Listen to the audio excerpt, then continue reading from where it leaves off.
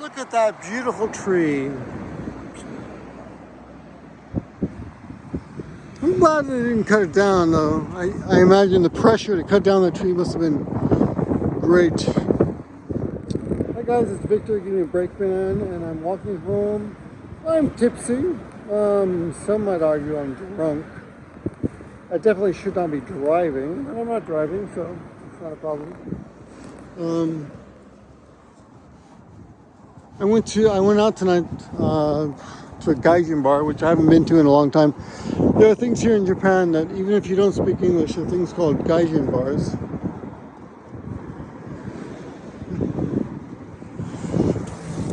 These guys were at the comedy show behind me. If you can see those guys, but so I went to a comedy show. I used to take part in these comedy shows years ago. I used to be part of that, but the head comedian, he insisted that we all write new material every time, and I'm more of the Jerry Seinfeld school of comedy, which basically means you write good material and then hone it and repeat it until it gets really, really good, until you get good at that. And I thought that was the way to go. I didn't like that style. I had a really good set years and years ago, but I couldn't keep up with the pace of writing new material every time. Now on my right here, this is a laundry video, I guess, in case, I didn't even know this was a laundry video before I got started, but a laundry video is a video where you just talk until you have enough time to do your laundry. So I'm just walking around, talking and showing you what I'm seeing. Now this is one of the big buildings. It has mirrors, so you can see. So the kids on the left sitting down, they're all waiting to do the same thing. They're taking a break right now. This guy's actively dancing though. And that's, how he hones his craft. And I think it's great. There are quite a few tall buildings in Nagoya where people do that. They dance in front of the mirrors of the buildings. It's cool. And I applaud them. Now I am in Fushimi, which is one stop between the two busiest stations in Nagoya. I live way up there, so I'm gonna go this way. I have not been out for a long time. For various reasons, mostly the main reason being that I'm married and I have kids. Whoops, I'm now running the red light. So, and I'm busy as hell, and I'm kind of tired, Kind of tired, but they had a comedy night tonight, and like I said earlier, I used to belong to the comedy scene, and I like to support our local comedians and artists. That's one of my weaknesses, or I don't know. You could say strengths, but whenever I meet someone who's doing something artistic, I try to support them by buying their CD or going to the show. Even if I'm honestly, I've bought so many CDs of people whose music I've never even listened to. I suppose in a way it's kind of dishonest. I don't know. What do you think? I mean, I want to support them, but honestly, I just don't have the patience to put another CD into a machine that I never use anymore. But I want to support them, so I buy their CDs. And and so often they email me. We became friends, and they're very noisy.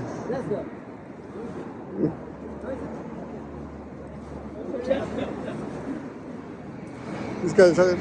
Konbanwa. These guys are talking. They become annoyed. They've entered my video. Konbanwa. 急に黙ってるね。あれ日本語上手ですね。これぐらいはできるよ。僕のビデオに入っちゃった。今ちょっと話してるから。お、かっこいい。OK。おやすみなさい。So suddenly those guys became very arrogant. Whoops. They got kind of arrogant. And I think they assumed I was just a person who couldn't speak Japanese. And when I spoke a little Japanese to them, they're like, "Oh, you speak Japanese well." Oh, like, dude, you just jumped into my video, so. Well, in my head, I was like, "Fuck off." You jumped into my video. I'm here talking and walking, and that was kind of annoying. What's going on over here? So here's the funny thing. I'm not wearing my glasses as I'm walking this and talking, and I cannot really see like more than 3 meters in front of me. Anything 3 meters ahead of me is kind of out of focus, so I don't know what I'm actually filming or talking about here. Anyway, what the F was I talking about? I don't remember now. Damn, I feel like I was on a much more positive stream before those annoyed young people got in my head. The thing is that even the word young people just kind of annoys me, because here's the weird thing. Okay, so let me try to run this by you. Of course, it's going to sound like a rationalization, but okay, so as you get older, you experience and you know what everyone your age has ever experienced, right? So for example, if you are a 5-year-old boy and then you become a 7-year-old boy, you still understand what it's like to be a 5-year-old boy. And when you become a 10-year-old boy or a 12-year-old boy, you still understand what it's like to be a 12-year-old boy. And you may not be interested in those things, but you still understand what it's like to be someone that age, right? So let's say I'm a 25-year-old person. I still remember what it's like to be a 17-year-old person. And the proof of that is the fact that all the movies you've ever seen about teenagers were written by people in their 20s and 30s and 40s, or even older. So when I'm walking down the street at a ripe old age and someone young looks at me, they most likely might assume that I don't understand where they're coming from, but I understand far too well. I understand, but mostly I've got other priorities at this point. That's all. The drama and the silliness of what it's like to be. I think that there are 2 dogs up there up ahead of me. I see something. There's something at a very low level with a shining light on it. Anyway, yeah, I'm gonna get closer. Like, oh, 2 dogs, yeah. And she's got a carriage to push her little dogs around. Oh, they're poodles. They're smart dogs. Hey, puppies. Hey, puppies. Anyway, I don't know what the hell I was getting at. Simply, I'm walking home, a little tipsy. Haven't made a laundry video in a while. That's all. I guess. I had something goddamn heavy to say in the beginning, but now I forgot what I was going to say. I'm going to turn off this video and go back and see if I can find the thread. So, since I figured it out, so I was talking about supporting artists, and then I lost track. Then I stopped at a convenience store and I got some popcorn. And now I'm walking home again. And I've come across some kids who are like 14 years old. We like hanging out. We like taking up the whole sidewalk. Hey guys. So I'm walking over the overpass now. So those kids, you know, if you speak Japanese, they just said they're 12 years old. I'm like, do your parents like care that you're out? I used words that were confusing because in my home situation, I would say like my grandma, grandpa, but because I'm an older person. But I should have just said your parents. Like, no, they don't care. They're home having sex. I'm like, oh, that's nice. So I guess you can have a younger brother and younger sister. I'm like, yeah. So that's funny. So anyway, those kids are all 12 years old, 13 years old. My son is 9 years old. So in 3 years, if I want to have more sex with my wife, I just tell my son to go outside and ride a bicycle with his buddies. Yeah, I don't think that's gonna fly. I don't know. Anyway, so continuing on this video previously, I was just trying to say that before I got interrupted by those polite Japanese complimenting me on my Japanese, those young guys. I was just saying that one of my flaws, and you can argue whether this is a flaw or not, is that I like to support artists. Here's some people. I'm switching the camera on.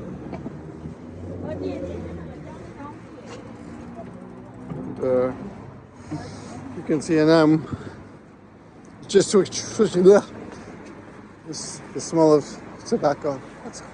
That's all right. That's life. I don't smoke, and I don't like the smell of smoke, but I do like the smell of smoke when I've stumbled into it and it has not impeded my life. You know what I mean? It's like if I go to a bar where people smoke, then I kind of enjoy the smell of smoke. It's like, this is, what the fuck? Is this a flag of Peru? Mexico? I'm confused now. I'm embarrassed too. Yeah. Yeah, that's how much I know Peru. I don't even know if that's really the Peruvian flag. It might be the Mexican flag. I'm not sure. You know, I was born in Peru, so the fact that I don't know is kind of that's a guilty verdict on me. Okay. Anyway, so I had a lot to drink. I had a lot to drink tonight, so put up with me. What the hell? What the hell was I saying? I gotta go back and look at the video again. God damn it. Okay, so I watched the video and I figured out what I was talking about. Basically, what I wanted to say was that I don't mind. I don't like to smoke, but if I basically enter an area where smoking is permitted and yeah, basically that, then I completely understand that it's my fault that I'm having to endure the smoke. So I don't even think of it as a problem, you know.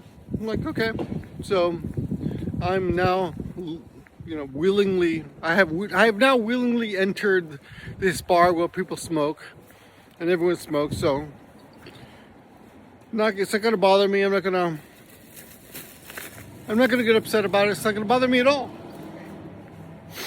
It's completely psychological at that point, you know. There's a social contract to things. I think that probably that's probably true for many things. Like if you enter a world or a society where you understand what the rules are, then at that point it's kind of okay to give up your position to some extent. Now that I'm thinking of that, I wonder about more extreme examples of that. For example, let's say I were gay and I went to I assume a country where that doesn't allow homosexuality, like Iran or Saudi Arabia, I think, from what I've heard. In that case, yeah, well, I would be stupid to,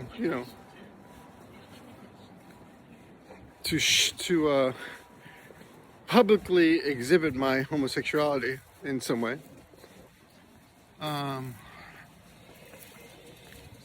But let's just say that's covering it up. Let's say the opposite situation were true. Let's say that I come from a Saudi Arabian country where homosexuality, or a Middle Eastern country where homosexuality is illegal.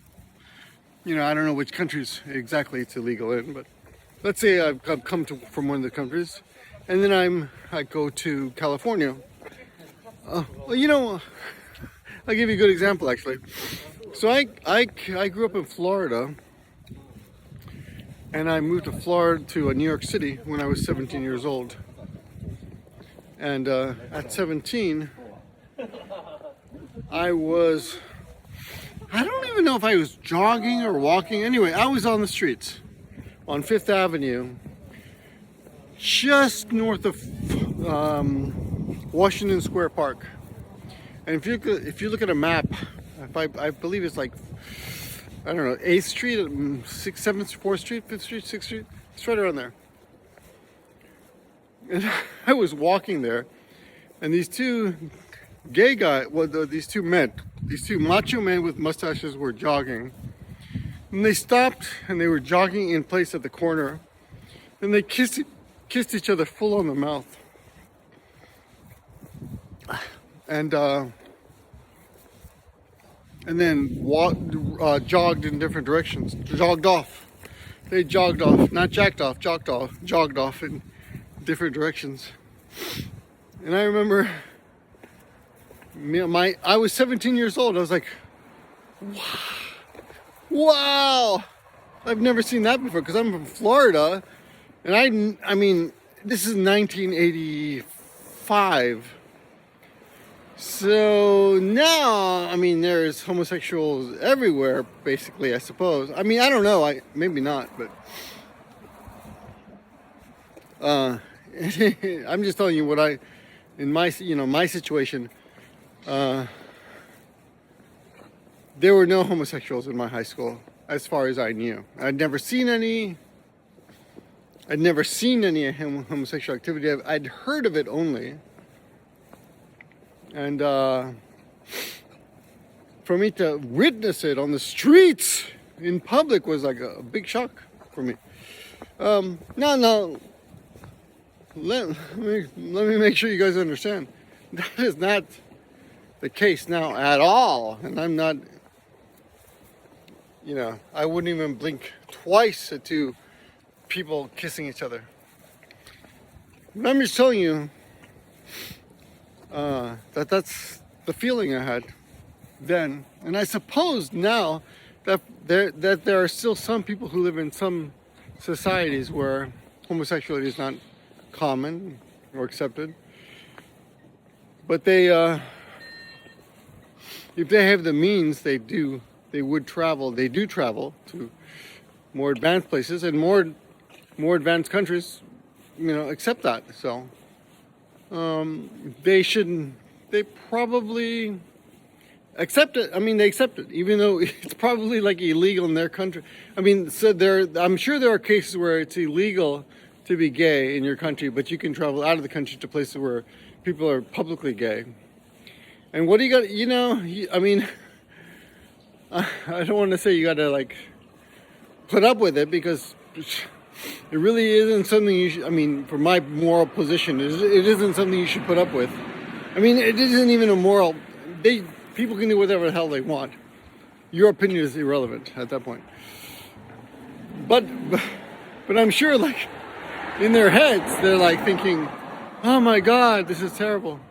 But at the same time, they know that they are the ones who have entered that society. So the onus is on them to put up with it. See what I'm saying? So this is Endoji, which is a covered shopping area. And it's usually quite bustling, but you know, now it's, I don't even know the time, it's late. Everything's closed. And usually, no cars are even allowed here, but these are the cars that do business here. And people are just walking through it now, but it's quite pretty. Anyway, speaking of social, I guess in a way what I'm speaking of is social contracts. And, you know, people understand what is expected of them. Yeah, now people feel free to come through. Anyway, people understand what is expected of them. You know, of how they should behave.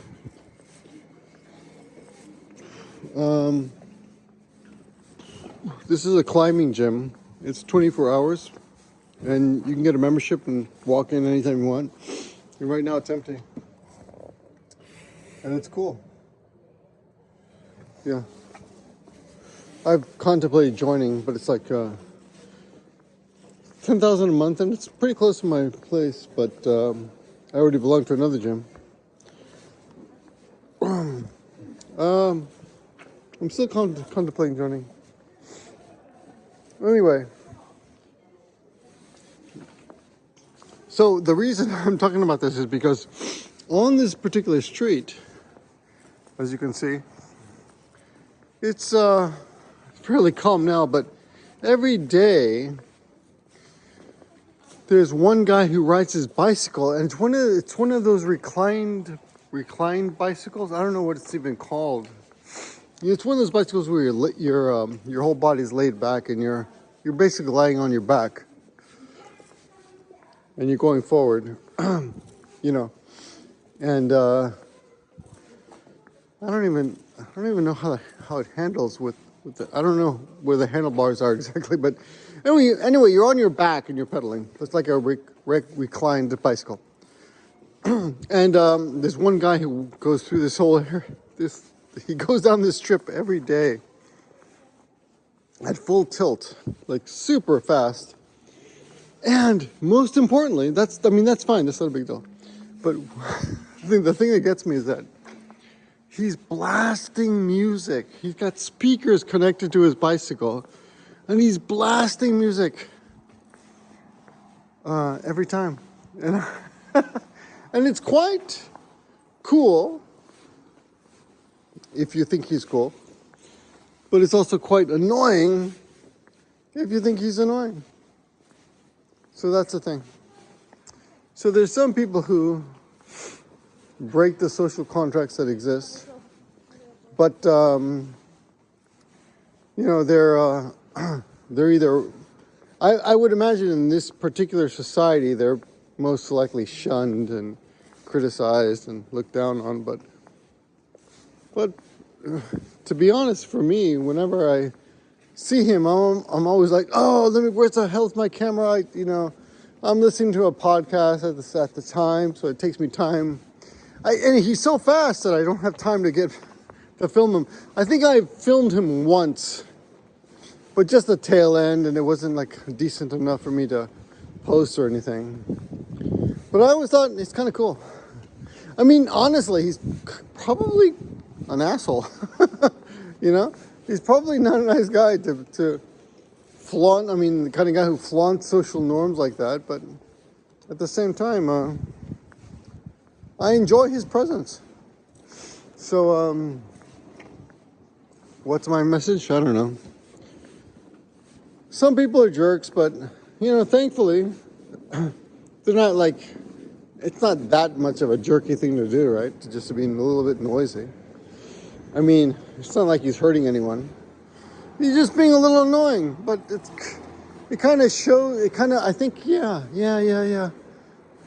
It's also telling other people, hey, you can be an individual. You can do a little. You can be a little crazy. Why not? You know. I think that's a good thing. So I hope that's what you get out of that. Here's a samurai soldier.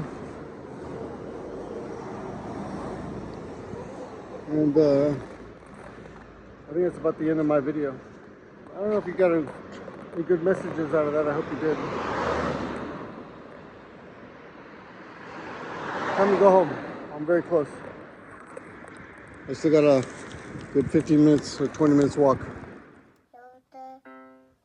Baby, time to go to bed. Baby, time to go to bed. Time to go to bed. Time to go to bed. Hey, time to go to bed. Time to go to bed. Excuse me. Excuse me. Time to go to bed. Excuse me. Time to go to bed. Let's turn it off, right? Okay.